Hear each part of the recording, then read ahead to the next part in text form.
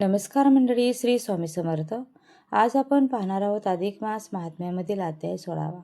अधिक मासामध्ये जर आपण अधिक मासाची पोथी पठण किंवा श्रवण केली तर आपल्या आयुष्यातील दुःख, दारिद्र्य, गरिबी ही दूर होत असते. तसेच अधिक मासाचे पुण्यफळ देखील आपल्याला प्राप्त होत असते. त्यामुळे व्हिडिओ स्किप न करता शेवटपर्यंत नक्की पहा. श्री अधिक मास महात्म्य अध्याय 16वा. श्री गणेशाय नमः. श्री सरस्वती नमः. श्री गुरुभुवे नमः. नमोजी वरद विनायका, नमोजी विघ्नहारका, नमोजी मूषक वाहका, नमो प्रथम पूजकाशी. सरस्वती विद्येची देवता, विना पुस्तक धरिता, शब्दरत्नांची खान सांगता, नय मोल तिचे. सद्गुरु तो किमयागार, जैसा हा जादूगार, अद्भुत सर्व घडविणार, सहज आपल्या लीलेने. गुरु गणेश सरस्वतीस करुणी त्या नमनास, पुढे कथा निवेदनास आता करतो प्रारंभ. गत अध्यायी कथिले जाण, सुदेवाचे घोर तप पाहून प्रसन्न झाले श्रीहरी भगवान, काय बोलती ऐका हो. गरुडमय सुदेवा सांगत, पुत्र नाही तो भाग्यात, परी तू केले घोर तपास, त्याचे फळ तुझ मिळे आता. स्वामींनी आज्ञा दिली म्हणून मी माझ्या शक्ती सामर्थ्याने जाण, त्यांचे कृपे पुत्र देऊन इच्छा तुझी पुरवीन. मी माझ्या अंशापासून देतो तुला पुत्र संतान, आजचे सुख आज भोगून घेई तू मनासारखे. धन्य धन्य तू विप्रवरा, भक्तीने जिंकलेस श्रीधरा, दर्शन देण्याची तुला त्वरा, केली पहा रमावरी. भाव भुकेल्या रे भगवंत, केवळ पाही त्या भक्तिप्रत, ती सकाम असो वा इच्छारहित, तरीही फलदायी ठरत असे. या प्रपंचाचा आहे सारा, हा मायेचा खेळ पसारा, इथे नाही कुणाचा आसरा, ऐका हरी वाचून या. श्री हरी जयावर कृपा करी, त्याची मनोकामना या संसारी, पूर्ण करीत असे हरी स्वतः हरी, संदेह काही नसे यात. पाहून या भक्तिभावास श्रीहरींची कृपा केवळ तुम्हास, म्हणून मिळे तुला बाळ खास, आता त्याचा करे सांभाळ. प्रेम भरे तू पुत्रवत, पाळी बाळ अत्यंत प्रीत, ऐसी आशिष देत देत परतले श्रीहरी वैकुंठा. सुदेव विप्र आला घरी, सानंदाने त्या मोठ्या अंतरी, सुदेव ब्राह्मण घरी येऊन रमून गेला संसारी जाण. सत्य झाले गुरुड वचन, गौतमी झाली गर्भवती जाण, उचित काळी त्या गौतमीला एक सुंदर पुत्र झाला.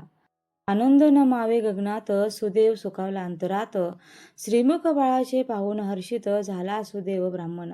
म्हणे आजचा सुदिन छान, पितृत्वाचा लाभ मिळे महान, पुत्र जन्मोत्सवाचा सोहळा त्याने गृही संपन्न केला. थाट बारशाचा मोठा केला, गृहात त्याने संपन्न सुत जनसोहळा, त्याकरता आमंत्रिले सकळा इष्टमित्र बांधवांना. समारंभ केला दांडगा मोठा, सुदेव प्रभू आवडीने ते थाटा, गरुडांच्या वरदानाने जन्मला, शुक नाव ठेविले बाळाला. नामकरण सोहळा भला केला, अति आवडीने साजरा झाला, स्वकीय इष्ट मित्र सगळे कार्यास त्या पाचारिले. भोजन धनदान दिले, संतुष्ट केले सगळ्यांस तो शिविले, सुदेव ब्राह्मण गौतमी माता, सुखानंदात राहत असता. बाललीला पाहुणी बाळाची, चित्तात सानंद होई तयांची, माता पुत्रावरी सुसंस्कार करी, पिता शिकवी अक्कल हुशारी. ज्ञान देऊन केली तयारी, केला तयार उचित समयी, ते उपनयन पित्याने केले त्या लागून, ब्रह्मचार्य व्रत पालन दिले. गायत्री मंत्राचा उपदेश केला, हळूहळू शुक बाळ शिकत गेला, विद्या कला सकळ निपुण झाला, विप्र बाळ तो हुशार. हर्षित झाले माता पिता, पित्यांची प्रीती पुत्रावरी सदा, जपे फुलापरी त्या बाळाला, कमी न पडू दे काही त्याला. इच्छा त्याची पूर्वी तशी सर्व, पुत्रही गुणवान होता पूर्व, लाडा कौतुका पात्र होता, मित्र परिवार त्याचा मोठा. एके दिवशी सुदैवाच्या घरी देवल ऋषींची आली स्वारी, सुदेव ब्राह्मण दंडवत करी स्वागत केले सप्रेमी. देवल ऋषींना उच्चासन देऊन केले त्यांचे पदप्रक्षालन, स्वागतार्थ ते अर्घ्यदान दिले त्यासी सानंदे. मग दोघे माता पिता शुक बाळास पदी घालता, ऋषींच्या पदी शुक झुकता, घेतला जवळ ऋषींनी प्रेमाने. करुणी सुखाचे मुखावलोकन, काय बोलती ऋषी ऐका जाण, पुत्र असे भाग्यवान तुझा सुदेव ब्राह्मणा. विद्या तेजती मुखावर याच्या, सरस्वती राही जीवेवर याच्या, विनय नम्रता सुसंस्कार संपन्न, आहे पुत्र हा शुभ लक्षणी. घेऊनी जवळी शुकबाळाला, देवल ऋषी हस्तरेषा निहाळती त्याला, पाहता पाहता ऋषींच्या मुखावर, आली चिंता काजळी मोठी. चर्या पाहुणी ऋषींची जाण, सुदैव ब्राह्मण करी प्रार्थना नमन, बाकीत मुलांचे ते सांगाना, आतुर भविष्य त्याचे जाणण्या. चित्त माझे व्याकुळ झाले, परी ऋषीवर काही न बोलले, नजर खेळती बाळावरती, खंत वाटली त्यांच्या चित्ती. आयुष्यरेषा पाहुनिया त्याची, चिंता वाढली ऋषीवरांची, आयुष्यरेषा होती खंडित, 12 वर्षांचा काळ फक्त.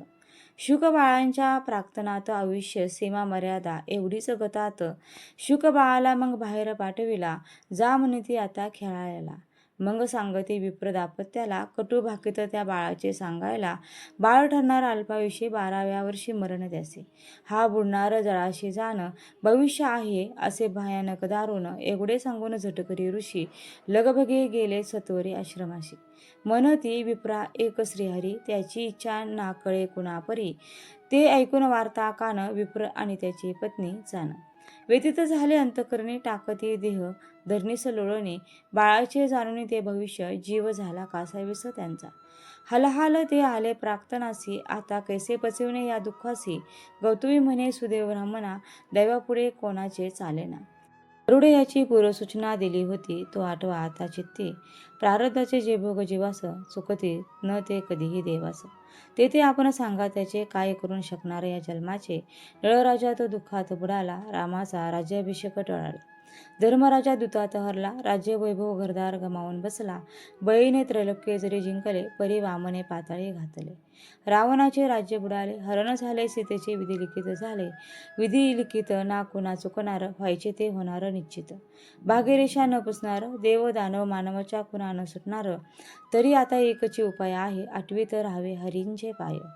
त्यालाच मागावे आता धैर्य, पुढील प्रसंगाकारणे दाखवावे शौर्य, वाल्मिकी ऋषी राजास सांगती, पत्नीचे वचन ऐकून ती.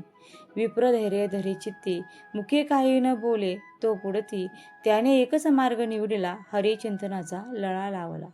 सतत त्याने आपल्या मनाला, हरिचिंतनी रमविले बाळाला, हरिनामे दुःख विसरून जाई, हरी वाचून आसरा नाही.